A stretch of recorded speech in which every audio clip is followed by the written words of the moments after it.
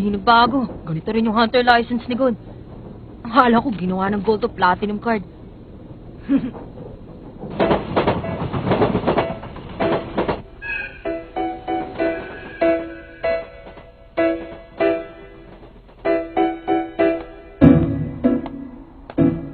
Ha? Hi! Maligayang pagbabalik ni Lua! Ang bilis mo ah! Siyempre, naipasa ko agad yung hunter test. Mas matagal pa nga at mas mahirap yung biyahe ko papunta rito eh. Sisiw lang yung test sa akin. Yay! Yay! Yay!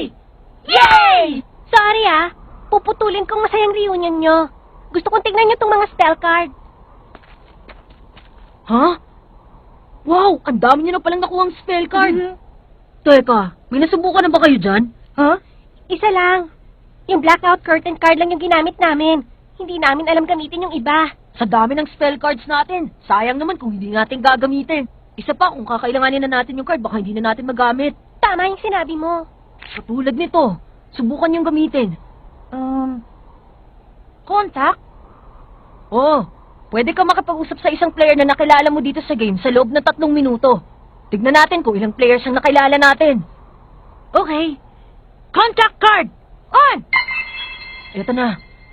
Aba, ang dami nang nakalista. Uy, Gon, kailan mo naman nakilala tong isang to? Huh? Kuroro Luciferon?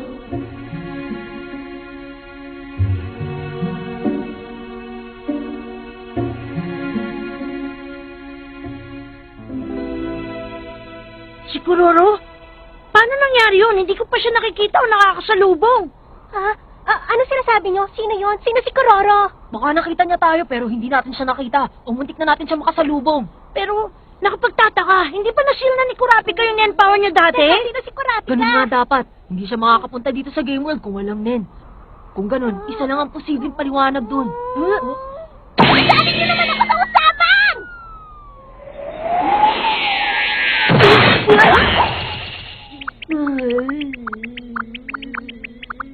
May ibang paraan kung paano maaalis ang Nen-power ng kalaban. Talaga? Totoo yon. Kung may spell na nagbabalik ng Nen-power, syempre meron din spell na nag-aalis nito. Malamang nga. Exorcising ang tawag doon. Pero iilang handler lang ang nakakagamit ng ganong kapangyarihan. Ibig sabihin natanggal ni Kuroro ang Nen ni Kurapika kaya siya nakapunta rito. Ang tanong, bakit siya pumunta rito? Yun ang hindi ko alam. Pero dapat natin yung sabihin kay Kurapika. Oo nga. Okay, lalabas uli ako dito. Pwede kang gumamit ng spell card. Hindi na. 4 na oras lang naman ako mawawala eh. Bye-bye! Mag-iingat ka, Kilua!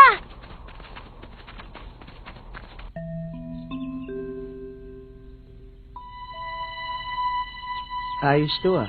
Hahaha, yung pala yung ibig sabihin. Oy, Sal, mamaya ka na tumawa. Ipaliwanag mo muna sa amin. Oo nga, sorry. Nakita ko kasi si Kuroro sa listahan pero malamang hindi siya yung leader natin. Sigurado ka? Oo naman, posibleng natapos ni leader ang exercising spell at pumunta na rito sa Game World. Baka nakasalubong na natin siya at hindi natin nakilala. Pero madaling ipaliwanag kung bakit siya nasa listahan. Hindi pa tapos si leader mag-exercise. Kaya nang bumisita siya sa islang ito, hindi niya alam na ito ang Greed Island. Ha? Anong ibig mo sabihin? Bakit pa hindi ko ito napansin dati? Makikita ang islang to mula sa silangan ng York, New Zealand. Naalala niyo yung prophecy tungkol sa leader natin? Ha? Kagiliwan natin ang drama sa pagitan ng mga kwento. Makabubuting maghanap ng mga bagong kaibigan. Kung kailangan mong umalis, pumunta ka sa silangan. Makikilala mo ron ang taong hinihintay mo.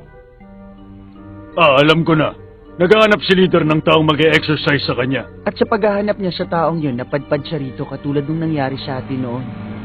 Pero hindi nagtagal, pinalabas siya rito sa isla ni Razor. Noong mga sandaling yun, nalaman niyang nasa Greed Island na pala siya. Oo nga. At wala siya magamit na Nen-power. Tama. At dahil hindi makapunta dito sa Game World si leader sa nararapat na paraan, pinagamit niya ang pangalan niya sa iba para maghatid sa atin ng isang mensahe. Ibig sabihin... Nasa mundong ito, ang Nen Exorcist.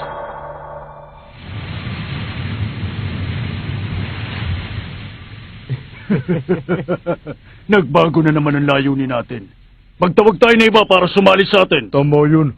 Hanapin natin yung tao nag-exercise. Pag nakita natin, ibigay natin siya doon sa tao nagkukunwaring kuroro ng walang sabi-sabi. Teka, may kailangan lang akong itama. Huh? Imposible.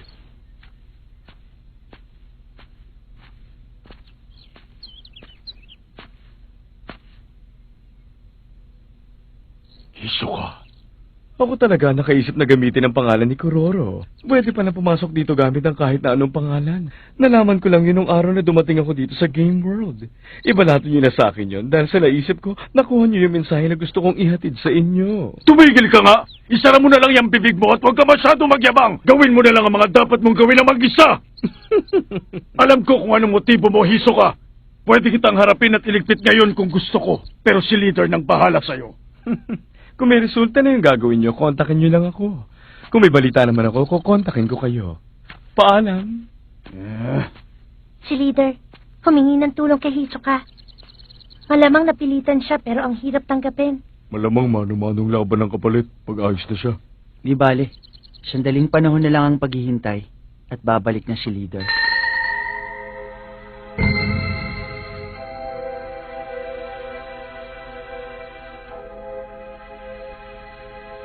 Imposible yun. Kung natanggal niya, hindi. Ibig kong sabihin, kung may natanggal man sa manpower na ibinato ko sa mga miyembro ng Vyudantiak na madetect ko yun agad. Kung ganun, inaasahan mo na palang mangyayari yun nung ginamit mo yung kapangyarihan mo sa kanya. Ganun talaga. Kung merong manpower na pwedeng ibato sa mga tao, natural iisipin ko na meron ding manpower na pwedeng sumira sa ibinatong spell. Sige, ibinalita ko lang sa'yo para alam mo. Bahala ka na kung anong pwede mong gawin. Mabuti na rin at sinabi mo sa akin. Maraming salamat. Wala yun. Bye. Hindi si Kuroro yun. Pero alam ko, may kinalaman pa rin siya doon. Grabe ka, kailangan mo sumama sa akin. Sandali, importante lang to.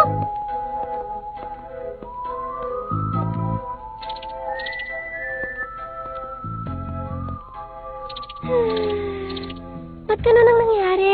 Bakit bigla na lang huminto?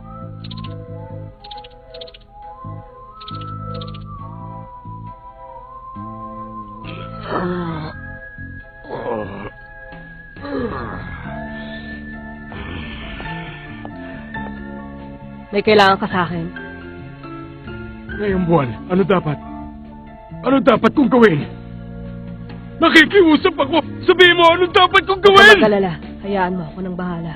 Magiging maayos lang lahat. Ano magiging maayos ang lahat? Hindi mo alam kung ano maaaring mangyari sa hinaharap, kaya huwag kang magsalita ng ganyan! Asa si Leon? Tawagin niyo si Leon! Pagalingin mo si Leon ngayon din! Hindi! Hindi! Bakit kailangan maging ganito ang mangyari?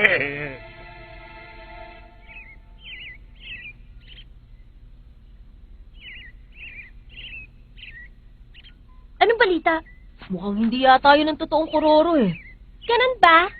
Pero parang kalmado lang si Kurapika nung sabihin ko sa kanya yung tungkol kay Kuroro. Akala ko pa naman mabibigla siya. Okay.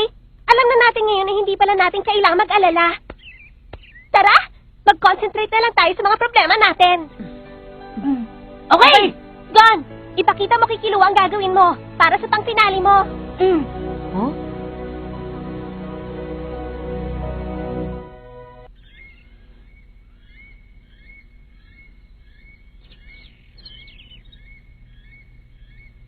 Fist first attack! Janken Papel!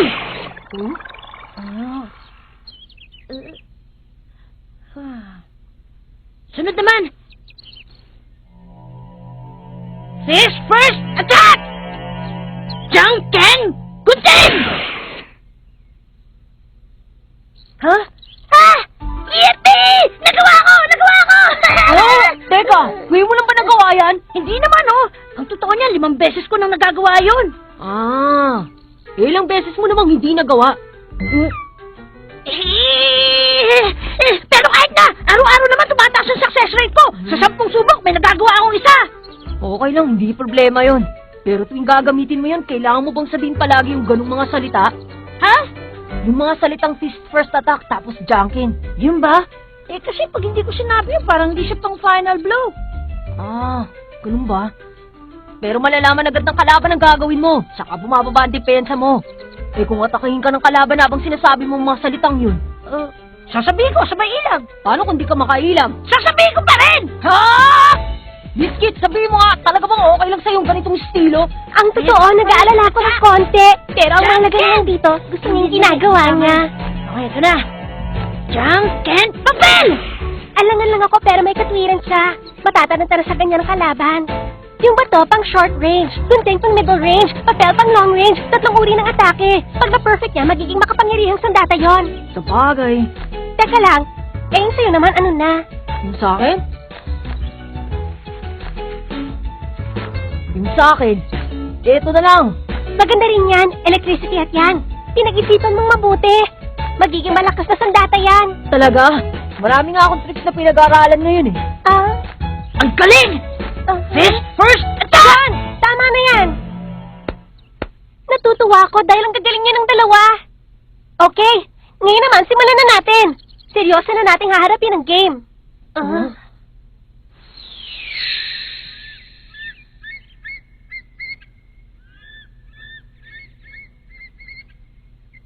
Ano sa tingin nyo? Ang laki nitong punong to, hindi ba? Ang laki! Higante. Aray, nagka-stiff neck tuloy ako. Hulihin niyo na yung makasaysayang King White Giant Stag Beetle na dito lang naninirahan. Hindi siya nakikita sa labas. Dahil naroon lang sa pinakalob ng colony, ang King White Giant Stag Beetle. Isa lang ang paraan para mahuli niyo yun. Pabagsakin niyo ang punong ito sa isang hataw lang. Tingnan natin kung makakaya niyo. Subukan kaya natin pausukan ng paligid. Siguradong lalabas yun. Oo nga, pero hindi yun pwede sa game. Banda rito mo hatawin! Para malog ang ganitong puno, kakailanganin mo ng pambihirang lakas. Sa kasalukuyan, 7 tao pa lang ang nakakahuli dun sa target beetle. 7 tao pa lang ang nakakahuli. Ang dami na pala. Marami nga, pero ilang libo naman ang sumubok at nabigo. Ganun po ba? Wala naman tayong haharaping kalaban. Kaya gamitin mo lahat ng kapangyarihan mo. Teka, etong martilyo. Pwede mo itong gamitin. Hindi na po kailangan.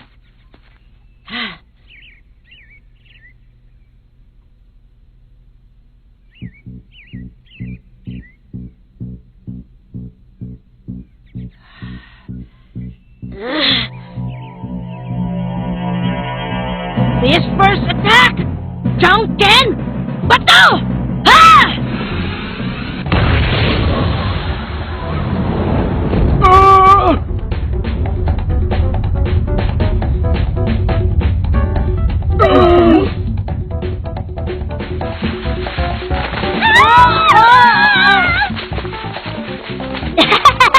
Umuula na insekto!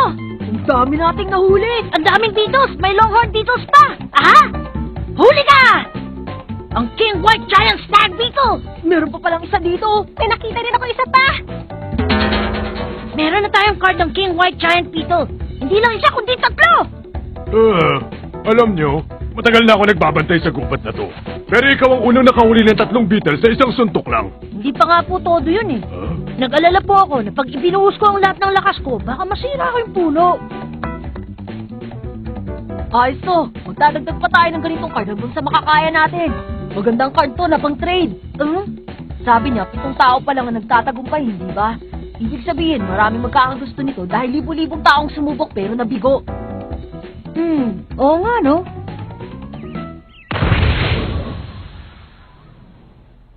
Wala na eh. 30 pala lahat ang bilang ng card na to. Pero kahit anong gawin natin, talagang 3 card lang ang pwede natin makuha. Malamang ganun din ang naisip ng 7 taong nauna sa atin at nakakuha nitong King White Giant Stag Beetle card. Okay na yan. Tara, sa susunod na tayo. Ibigay sa inyo ang batang babae na nakakulong sa bahay na to? Ilang tao lang ang pinapayagang makapasok sa bahay na to at wala ritong babaeng katulad ng sinasabi mo. Kapag pinilit yung pumasok rito, tsak na maraming patibong ang sasalubong sa inyo. Kapag hindi nyo na-detect kung saan kwarto naroon yung batang babae, maaari kayo mamatay. Sabi niyo walang batang babae sa loob. Nangyayari talaga yon. Minsan nadudulas ang dila nila. Hoy! Nakita ko na! Tinawag siya sa isang kwarto sa underground 4th level. Teka lang! Paano mo nalusutan yung maraming patibong? Ha? Hindi pa laruan ng mga yun? Ah, patibong pala. Pangtakal ka! Hey, Girl Series! Nakuha ko na yung girl with golden powder! Eh, ang rat ng card na yan. F naman yung gatekeeper. Sunod sa timog naman. Sa timog tayo lagpas ng beefsteak plant sa may starting point. Nasa gambling town yun na kung tawagin Dorias. May events doon na pwede nating pagkunan ng 3 cards. Ang bangis mo ah. Paano mo nalaman yun? Nagtanong-tanong, hindi naman ako nakaupo lang sa isang tabi at mamahinga habang nagsasanay kayo, no?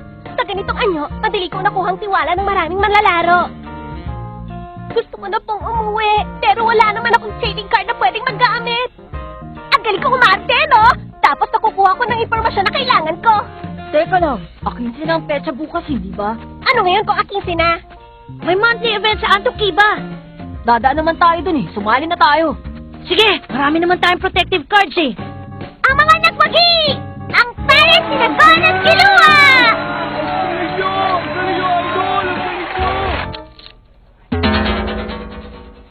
Nakuha na natin ang necklace of Saint Knight. Ano naman kaya ang gamit ng card na yan? Binabasa ko pero hindi ko maintindihan. Madali lang yan. Itanong natin sa trading shop. Habang suit nyo ang Necklace of Saint Knight, maiwasan yung tamaan ng spell ng ibang manlalaro. At habang hawak nyo ang necklace na yan, pwede nyo malis ang spell na ibinato sa inyo dati. Ibig sabihin, hanggat nasa atin yan, hindi na tayo mag-aalalang mananakaw ang mga card natin. Ayos! Wala na akong dapat ikatakot ngayon. Tara, tumuloy na tayo sa gambling town ng Dorias. Yay! Yeah! Ah!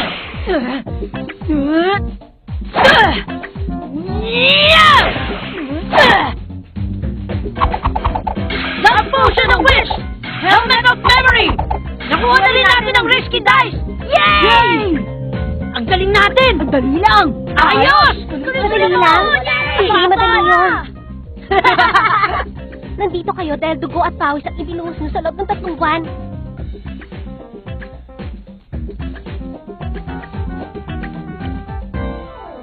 Sa slot machine na to, nakakakuha tayo ng reserve pocket card. 3-7, makukuha mo na yung card. Pero ang chance na makuha mo yun ay 0.01% lang. Ibig sabihin, 1 in 10,000 mahihit mo. Kada hila, 50 Genny ang bayad. Kung susumahin, para sa isang card, gagastos tayo ng 500,000 Genny. Malaking taya kung swertihan ang usapan. Kaya lang masyadong mataas ang risk. Teka, sinabi ko risk? Akin na yan, Gon! Ibigay mo sa akin yung die! Huh? Yung risky dice natin! Akin na! Galingan mo, ha?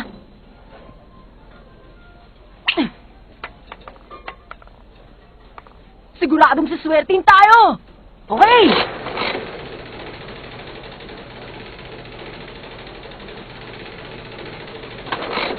Oh,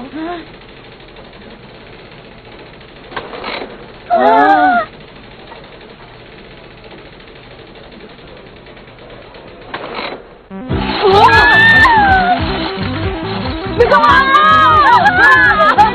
Sagtira lang!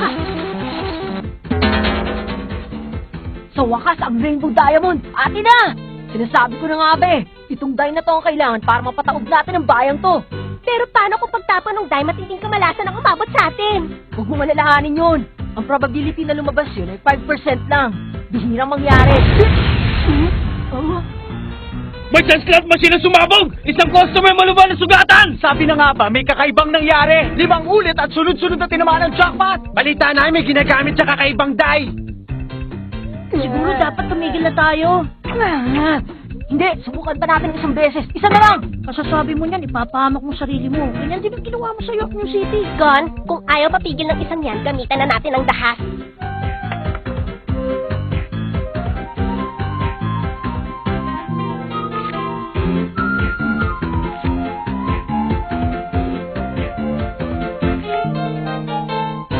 Panalo ko! Yay! Nakuha natin ang dealer in making. Siguro naman ngayon, tapos mo nang gamitin yung die. Isang beses pa, sige na. Ibenta na natin yung extra dice natin. Okay! Sa susunod na bayan, tayo na!